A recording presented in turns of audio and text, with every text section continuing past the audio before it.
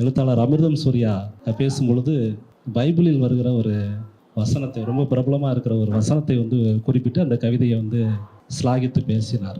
நண்பர்களே, இயேசு கிறிஸ்துவுக்கு உங்களுக்கு எல்லாத்துக்குமே தெரிந்திருக்கும், இயேசு கிறிஸ்துவுக்கு வந்து ஒரு 12 சீடர்கள் இருந்தார்கள். அதுதான் வந்து எல்லாருக்குமே ரொம்ப பிரபலமாக தெரியும். இன்னும் சொல்லப்போனால் அதுதான் வந்து உலகத்துக்கு வந்து வெளியில் தெரியும். ஆனால் அவருக்கு வந்து சீடத்திகளும் இருந்தார்கள். அதில் ஒரு சீடத்தியோட பேர் வந்து சலோமி, இன்னொரு சீடத்தியோட பேர் வந்து மகதலேன் மரியாள், அப்புறம் மார்த்தாள். மார்த்தாள்லே 3 மார்த்தாள் இருந்தாங்க. அந்த ஒரு மார்த்தாள் தான் இயேசு கிறிஸ்துவுக்கு பிரசவம் பார்த்தவங்க. இப்படி அவங்களுடைய சீடத்திகள் எல்லாமே இருந்தாங்க. அதில் வந்து இயேசு கிறிஸ்து முதலில் அதுக்கு முன்னாடி வந்து ஒரு சீடத்தி வந்து இயேசு கிறிஸ்துவோட சீடத்தி வந்து விபச்சாரம் பண்ணுறவங்க. அவங்க தான் வந்து மகதலேன் மரியாள், மேக்தலினாள். அவங்க தான் மகதலேன் மரியாள், மேக்தலினாள்.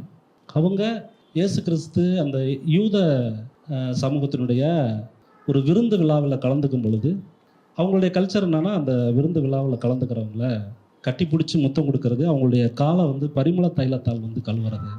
அதுதான் வந்து அந்த யூதர்களுடைய ஒரு வரவேற்பு சடங்குல ஒன்று. அப்போது இவர் வந்து ஒரு மீனவர்களை வந்து சீடர்களாக ஏற்றுக்கிட்டாரு. இவர் வரி தண்டுவோரை சீடர்களாக ஏற்றுக்கொண்டார். ஏன்னா வரி தண்டுறவங்கலாம் யூத சமூகத்தில் வந்து ரொம்ப கீழ்மையானவங்க, ஏற்றுக்கொண்டார். அப்புறம் பாவிகளோடு இவர் வந்து உணவு உண்கிறார். இவர் வந்து ஓய்வு நாளில் வந்து கடைபிடிக்கிறதில்ல. இவர் வந்து அந்த நாள்லையும் வந்து ஒரு வேலை செய்கிறார். அப்படிங்கிறதுனால வந்து இவரை சில யூதர்கள் ஏற்றுக்கிட்டாங்க, சில யூதர்கள் வந்து ஏற்றுக்கல. அதனால் அந்த விருந்து விழாவில் யாருமே அவருடைய காலை வந்து பரிமள தைலத்தால் வந்து கழுவலை. ஆனால் அந்த விழாவில் மேக்தலினாள் மட்டும்தான் வந்து அவருடைய காலை வந்து பரிமள தைலத்தால் வந்து கழுவி அவரை வந்து முத்தமிட்டு வரவேற்றாள் என்று பைபிளில் வந்து ஒரு குறிப்பு இருக்குது. அந்த இயேசு கிறிஸ்து பரலோகம் போகும் பொழுது அவங்கள வந்து சுற்றி சீடர்களும் சீடத்திகளும் பற்றி கொண்டார்கள். அப்போது இயேசு கிறிஸ்து சொன்னதாக ஒரு வசனம் ஒன்று உண்டு. இப்படி நீங்கள் என்னை பற்றி கொண்டால் நான் எப்படி பரலோகம் போவேன் அப்படின்னு ஒரு வசனம் உண்டு. இப்படி நீங்கள் என்னை பற்றி கொண்டால் நான் எப்படி பரலோகம் போவேன் அப்படின்ட்டு. நானாக இருக்கட்டும், நரசிம்மாக இருக்கட்டும், பாரதியாராக இருக்கட்டும், பழனியாக இருக்கட்டும், ஒரு இயேசு கிறிஸ்துவை வந்து சீடர்கள் பற்றி கொண்டதை போலதான் அண்ணன் கரிகாலனை நாங்கள் வந்து பற்றி கொள்கிறோம். அது வந்து அவர் எங்கள் மீது காட்டுகிற அன்பின் நிமித்தமாக, அவருடைய இலக்கிய ஆளுமையின் நிமித்தமாக. அவர் வந்து மேடையில் பேசும்போது ஒரு பேராசிரியர் மாதிரி பேசுவார். நான் முடிச்சுட்டு கீழே வரும்போதெல்லாம் சொல்லுவேன், ஒரு பேராசிரியர் மாதிரி பேசிட்டு இறங்கியிருக்கீங்க அப்படின்னு சொல்லுவேன். அன்பின் நிமித்தமாக வந்து நாங்கள் வந்து அவரை பற்றி கொண்டோம். உலகத்தையே ரச்சித்த இயேசு கிறிஸ்து வந்து சீடர்களை பார்த்து, ஏன் அப்படி என்னை பற்றிக்கிறீங்க, நான் எப்படி பரலோகம் போவேன் அப்படின்னு வந்து கேட்டதா பைபிளில் குறிப்பு இருக்குது. ஆனால் அண்ணன் கரிகாலம் அப்படியெல்லாம் ஒன்றுமே இல்லை, வாங்க நம்ம எல்லாம் சேர்ந்து மேலே போகலாம், நம்ம எல்லாம் சேர்ந்து போகலாம் அப்படிங்கிறது தான் கரிகாலன். நம்ம எல்லாம் சேர்ந்து செய்வோம் அப்படிங்கிறது தான் வந்து கரிகாலன். நம்ம எல்லாம் சேர்ந்து செயல்படுவோம் அப்படிங்கிறது தான் கரிகாலன். தொடர்ச்சியான செயல்பாடு அப்படின்னா நான் வந்து கரிகாலன் அவர்களை சொல்லுவேன். களம் புதிது அப்படிங்கிற ஒரு அமைப்பு வந்து ஒரு கலாச்சார, ஒரு இலக்கிய ஒரு அமைப்பு. அதன் மூலமாக இயங்குவதாக இருக்கட்டும், ஒரு தனி மனிதரா, ஒரு ஆசிரியரா, அல்லது வந்து ஒரு சமூகத்துக்கு வந்து ஒரு கலைஞனாக பங்களிக்கிறதா இருக்கட்டும், அதில் இயங்குவதாக இருக்கட்டும், அல்லது தனிப்பட்ட அவருடைய இலக்கிய வளர்ச்சி. ஒரு பக்கம் பார்த்தீங்கன்னா சினிமா விமர்சனம் எழுதிக்கிட்டு இருப்பார். ஈவினிங் பார்த்தீங்கன்னா குமுதம் ரிப்போர்ட்டருக்கு வைய தலைமைகள்னு ஒன்று எழுதிக்கிட்டு இருப்பார். மறுநாள் காலையில் எழுந்துச்சு வந்து எதுவும் அற்புதம் இல்லை என்னும் வாழ்வு அப்படிங்கிற ஒரு தொகுப்புக்கு ஏதாவது ஒரு கவிதை எழுதிக்கிட்டு இருப்பார். திடீர்னு ஃபோன் பண்ணி, கதிர் நான் வந்து படம் பார்க்க போகிறேன், படத்துக்கு வரீங்களா அப்படின்னு சொல்லி கேட்பார். இப்படி இது தொடர்ச்சியாக இயங்குறதன் மூலமாக அவர் வந்து தன்னை வந்து எப்போவுமே வந்து இளமையாக வச்சுக்கிட்டு இருக்கார் அப்படின்னு தான் வந்து நம்ம சொல்லணும். என்னை விட அண்ணனுக்கு வந்து கிட்டத்தட்ட ஒரு 20 வயசு அதிகம். ஆனால் மனதளவில் நான் வந்து அவரை விட 20 வயசு பெரியவன். ஆனால் அவர் வந்து அண்ணன் வந்து என்னை விட வந்து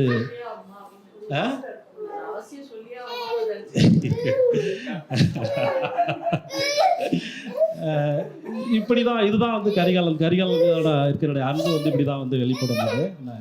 நான் கூட வந்து ஒரு முறை அவருக்கு பிறந்தநாள் வாழ்த்து சொல்லும் பொழுது, தம்பி கரிகாலன் அவருக்கு அண்ணன் கதிர்பாரதியின் பிறந்தநாள் நல்வாழ்த்துக்கள், என்னுடைய ஆசீர்வாதங்கள் அப்படின்லாம் வந்து குறிப்பிட்டிருந்தேன் நான். அப்படி ஒரு ஒரு ஒரு ஒரு மனசுக்கு வந்து ஒரு நெருக்கமான ஒரு ஒரு இலக்கிய ஆளுமை வந்து அண்ணன் கரிகாலன். நான் வந்து அவருடைய நான் முதல்ல வந்து அவர்கிட்ட பழக ஆரம்பிக்கும் பொழுது அவருடைய பின்புலம்லாம் எனக்கு உண்மையாகவே தெரியாது. அவர் வந்து ஒரு நிறப்பிரிகை பள்ளியிலிருந்து வந்தவர் அப்படிங்கிற விஷயம்லாம் எனக்கு தெரியாது. நான் சும்மா யதார்த்தமாக அப்படி தான் நான் வந்து பழக ஆரம்பித்தேன். நான் வந்து என்னுடைய முதல் கவிதை தொகுப்பு மெஸ்ஸியாவுக்கு 3 மச்சங்கள் வெளியே வந்தப்போ அந்த புத்தகத்துக்கு களம்புதிது இலக்கிய விருது கிடச்சிது. 2013 இல்லைன்னா 14 நினைக்கிறேன். நான் அப்போ வந்தது. ஸோ அப்போ அண்ணா எனக்கு ஃபோன் பண்ணார். ஃபோன் பண்ணிட்டு, கதிர் உங்களுடைய புத்தகத்துக்கு இது போல் ஒரு களம்புதிது வந்து விருது அறிவிச்சிருக்கோம், அதை அறிவிக்கலான் இருக்கோம் அப்படின்னாரு. நான் ரொம்ப தயக்கத்தோடு, அண்ணன் கொஞ்சம் யோசிங்க, இன்னும் கூட யாராவது இருந்தாங்கன்னா நீங்கள் வந்து அவங்களுக்கு நீங்கள் அதை பரிசீலிங்க, எனக்கு அது ஒன்றும் பிரச்சனை இல்லை, நான் உங்கள் கூட இருக்கேன், நீங்கள் வந்து எங்கள் கூட இருக்கீங்க, அதனால் அந்த ஒன்றும் பிரச்சனை இல்லைன்னா நீங்கள் வந்து அந்த விருதை வந்து வேறு யாருக்கும் கொடுக்கலாமா கூட பரிசீலிங்க, ஆனால் அந்த விருதை வாங்கிக்கிறதுல எனக்கு எந்த விதமான மனத்தடையெல்லாம் கிடையாது, நான் வந்து அதை ரொம்ப பெருமையாக அந்த விருதை நான் ஏற்றுக்குவேன் நான். ஏன்னா அதுக்கு முன்னாடி வந்து வாங்கி கொண்ட முன்னோடிகள் அந்த மாதிரி. ரெண்டாவது வந்து களம்புதிது அமைப்பு அப்படிங்கிறது, அந்த அமைப்பின் பின்னணியில் கிடைக்கிற அந்த அங்கீகாரங்கிறது வந்து எனக்கு ரொம்ப முக்கியமான ஒரு அங்கீகாரமெல்லாம் நான் நினைக்கிறேன். ஆனால் அது வந்து ரொம்ப சீக்கிரமாக நீங்கள் வந்து கொடுக்கறது மாதிரியோ, நான் வந்து அதை சீக்கிரமாக பெற்றுக்கிறது மாதிரி எனக்கு இருக்குது. அதனால் நீங்கள் வேறு யாரையாவது நீங்கள் பரிசீலிங்க அப்படிங்கும் பொழுது, கதிர் இது வந்து என்னோட முடிவு மட்டும் இல்லை, இது வந்து ஒரு குழு பண்ணி நாங்கள் இது பண்ணோம். ஒரு கவிஞர் யவனிகா ஸ்ரீராம், சல்மா பிரியதர்சன் இவங்கெல்லாம் சேர்ந்து தான் அதை வந்து முடிவு பண்ணோம். அதனால் இதை நீங்கள் இந்த விருதை நீங்கள் அப்படின்னோட நான் அதெல்லாம் ஒன்றும் இல்லை, ரொம்ப ஆசை தான், அந்த விருதை பெற்றுக்கிறதுல எனக்கு ரொம்ப ஆசை தான். இருந்தாலும் சரிண்ணே அப்படின்னு. ஆனால் அந்த விருது கொடுத்த ஒரு உளவியல் பூர்வமான ஒரு தைரியம் இருக்குல்ல, அதன் பிறகு வந்து தொடர்ச்சியாக வந்து இயங்குறதுக்கு ரொம்ப முக்கியமான விருதாக இருந்தது. பைபிளில் தான் சொல்லுவாங்க வந்து, சொந்த ஊரிலும் சொந்த வீட்டிலும் தீர்க்கதரிசிகள் மதிக்கப்படுவதில்லை அப்படின்னு சொல்லிட்டு பைபிளில் வந்து ஒரு ஒரு சேஸ் இருக்குது. ஆனால் களம்புதிது அமைப்பில் தமிழ்நாடு முற்போக்கு எழுத்தாளர் தமிழ்நாடு கலை இலக்கிய பெருமன்றம் இந்த விருது கிடைக்கும் பொழுதெல்லாம் வந்து நான் வந்து சரி, சொந்த வீட்டிலும் சொந்த ஊரிலும் ஒரு மதிக்கப்படுற தீர்க்கதரிசியாக தான் என்னை உணர்ந்தேன். அதற்கான ஒரு ஒரு உத்வேகம் கொடுத்தது வந்து களம்புதிது விருது. 2014 நினைக்கிறேன், 14 அல்லது 16 நினைக்கிறேன், அங்கே உயிர்மை புத்தக வெளியீட்டு விழா, ஒரு 10 புத்தகம் வெளியிடுறாங்க. பிரபஞ்சன் தான் வந்து அந்த புத்தகத்தை வெளியிட்டு மீட்டிங் நடக்குது. அதில் 10 கவிதை புத்தகங்களில் என்னோட கவிதை புத்தகமும் ஆனந்தியின் பொருட்டு தாழ பறக்கும் தட்டாங்கள் வெளியிடுது. அதில் பிரபஞ்சன் வந்து ஒரு வார்த்தை பயன்படுத்தினார், இங்கு தமிழ் மொழியில் இப்பொழுது 10 விதமான மொழிகள் அறிமுகமாகின்றன அப்படின்னு சொல்லிட்டு ஒரு ஒரு விஷயத்தை வந்து சொன்னார். எனக்கு உண்மையில் அப்படியான ஒரு தாட் ப்ராசஸ் அது வரைக்குமே இல்லை. பட் ஒரு தமிழ் மொழி, தமிழ் என்பது ஒரு பாரம்பரியமான ஒரு மொழி, ஒரு ரொம்ப தொன்மையான ஒரு மொழி, அதெல்லாம் தாண்டி அந்த மொழிக்குள் ஒரு 10 மொழி அறிமுகமாகிறது அப்படின்னு சொல்லும் பொழுது இது ஒரு புது விஷயமா அப்படி இருந்தது. அந்த மாதிரி இன்னைக்கு கவிஞர் கரிகாலன் அவருடைய அந்த பிறந்தநாள் அந்த விழாவில் அவருடைய கவிதை செயல்பாட்டில் ஒரு புதிய மொழி வந்து அறிமுகமாக இருக்குது. அந்த புதிய அறிமுகமான அந்த மொழிக்கு வந்து ஒரு ஒரு வசதியாக எதுவும் அற்புதம் இல்லை என்னும் வாழ்வு அப்படின்னு ஒரு வந்து டைட்டில் வச்சுருக்காரு அப்படின்னு சொல்லி தான் நான் வந்து புரிஞ்சுக்கிறேன். இந்த தொகுப்பில் அப்படி பரட்டும் பொழுது என்கிட்ட வந்து இயலாமை அப்படிங்கிற கவிதை எனக்கு ரொம்ப பிடிச்சிருந்துச்சு. சரி, அந்த கவிதையை வாசிச்சுட்டு நான் வந்து ஆரம்பிக்கலாம் அப்படின்னு தான் நான் நினச்சேன் நான். ஆனால் அமிர்தம் சூரி அந்த கவிதையை வந்து வாசிட்டதுனால அந்த கவிதையை நான் விட்டுறேன் நான். ஆனால் எதுவும் அற்புதம் இல்லை என்னும் இந்த வாழ்வு அப்படின்னா கூட வந்து எங்களுக்கு கிடைச்ச ஒரு அற்புதமான ஒரு மனிதர் கரிகாலன் தான். கரிகாலன்னு சொல்லலாம், அதில் ஒரு முதன்மையான மனிதனுமே சொல்லலாம்.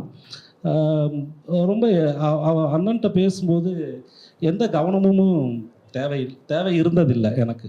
நான் வந்து எதையுமே மிச்சம் வைக்காமல் பேசக்கூடிய ஒரு ஆட்களில் அண்ணன் கரிகாலன், அன்பர் நர்சிம், அந்த மாதிரியான ஆட்கள் வந்து எதையுமே மிச்சம் வைக்கிறது, எதையும் ஒழிக்கிறது கிடையாது. தன்னுடைய மைனஸ் ப்ளஸ் எல்லாத்தோடையும் சேர்த்து பேசுறது. அதே மாதிரி அண்ணன்ட்டையும் நான் வந்து நிறைய மறுத்து பேசுவேன். ஆனால் மறுத்து பேசுகிறதுக்கான இடம் வந்து அண்ணன் கொடுத்துக்கிட்டே இருப்பார். அது அவருடைய ஒரு பண்புகளில் ரொம்ப முக்கியமாக நான் மதிக்கிற ஒரு முக்கியமான ஒரு பண்பு. அது வந்து சில நேரங்களில் நம்ம பேசி முடித்த பிறகு அது நமக்கு தவறாக கூட தோணும். ஆனால் அது வந்து அவர்கிட்டேருந்து நான் வந்து ஒரு கற்றுக்கிட்ட ஒரு விஷயம். நான் இன்ன வரைக்குமே அவர்கிட்ட நான் அண்ணன்ட்ட சொன்னதில்லை. அப்புறம் அண்ணன் வந்து நிறையா நண்பர்களை வந்து அறிமுகப்படுத்துவார். அது மாதிரி அவர் அறிமுகப்படுத்தின உண்மையில சொல்லணும்னா ரொம்ப நல்ல நண்பர் வந்து பாரதியார். எப்போவுமே வந்து ஒரு இணக்கமான ஒரு நண்பர் அவர். நான் நிறையா வந்து சொல்லிக்கிட்டே போகலாம். அண்ணனுக்கு வந்து பிறந்த நாள் நல்வாழ்த்துக்கள். தொடர்ச்சியாக இயங்கணும். அப்புறம் அண்ணன்ட்ட வந்து இந்த பிறந்தநாள் விழாவில் வந்து ஒரு சின்ன ஒரு கோரிக்கை ஏற்கனவே நான் சொல்லியிருக்கேன். ஆனாலும் வந்து நண்பர்கள் முன்னால் இந்த விழாவில் அந்த கோரிக்கையை சொல்லும் பொழுது அது வந்து உறுதியாக செயல் வடிவத்துக்கு வரும் அப்படின்னு நான் நம்பிக்கையோடு தான் அதை சொல்கிறேன். ஏற்கனவே அண்ணன் வந்து களம் புதிது அப்படிங்கிற ஒரு பத்திரிக்கை நடத்திக்கிட்டு வந்திருக்காரு. அது ரொம்ப முக்கியமான ஒரு பத்திரிக்கை. அதில் ஆமாக்ஸோட இன்டர்வியூலாம் ரொம்ப முக்கியமான ஒரு இன்டர்வியூலாம் வந்து வந்திருக்கு. இப்போ இதுக்கு முன்னாடி வந்து நிறையா வேலை சார்ந்த நெருக்கடிகள்லாம் அண்ணனுக்கு இருந்தது. இப்போ வேலை சார்ந்த நெருக்கடிகள் இல்லைனா கூட இப்போ வந்து இலக்கியம், உரையாடல், சினிமா, இது மேடை பேச்சு இது சம்மந்தமான இது இருந்தால் கூட அண்ணா வந்து இதை பற்றி யோசிக்கணும். மறுபடியும் அந்த களம் புதிது பத்திரிக்கையை வந்து கொண்டுட்டு வரணும். ஏன்னா அந்த களம் புதிது பத்திரிகை கொண்டு வரதுக்கான தேவை முன்னெப்போதை காட்டிலும் இப்போ வந்து அதுக்கான தேவை இப்போ அதிகமாக இருக்கதா நான் நம்புகிறேன். நான் வந்து தமிழ் அரசியல் சூழலும் சமூக சூழலும் சரி, இந்திய அரசியல் சமூக சூழலும் சரி, அப்படியான ஒரு ஒற்றைத்தன்மையை நோக்கி வந்து நகர்ந்துக்கிட்டு இருக்கதா நமக்கு நகர்ந்துக்கிட்டு இருக்குது அப்படிங்கிறது நம்ம எல்லாருக்குமே தெரியும். அந்த சமயத்தில் தமிழ் அறிவுச்சூழல், அது இலக்கிய சூழல், இந்திய பன்முகத்தன்மையை வந்து பிரதிபலிக்கக்கூடிய வகையில் ஒரு அரசியல், சமூக, இலக்கிய ஆக்கங்கள் தாங்கிய ஒரு இதழாக களம் புதிது இதழ் வந்து மறுபடியும் வந்து வர வேண்டும். அதற்கான வேலையை வந்து அண்ணன் தொடங்க வேண்டும். அப்படியான ஒரு வேலையை வந்து அண்ணன் தொடங்கும் பொழுது அதற்கு எங்களாலான எல்லா உதவிகளையும் செய்வதற்கு நான், நண்பர் நர்சிம் போன்ற ஆட்கள் வந்து ரொம்ப தயாராக இருக்கிறோம் என்கின்ற உறுதியை சொல்லி மீண்டும் அந்த களம் புதிது பத்திரிகையை வந்து அண்ணன் கொண்டு வருவதற்கான முயற்சி செய்ய வேண்டும் என்று என்னுடைய பிறந்த நாள் வாழ்த்தாக அந்த செய்தியை சொல்லி விடைபெறுகிறேன். நண்பர்கள் அனைவருக்கும் நன்றி. இந்த வீடியோ உங்களுக்கு பிடிச்சிருந்தா லைக் பண்ணுங்க, ஷேர் பண்ணுங்க, கமெண்ட் பண்ணுங்க.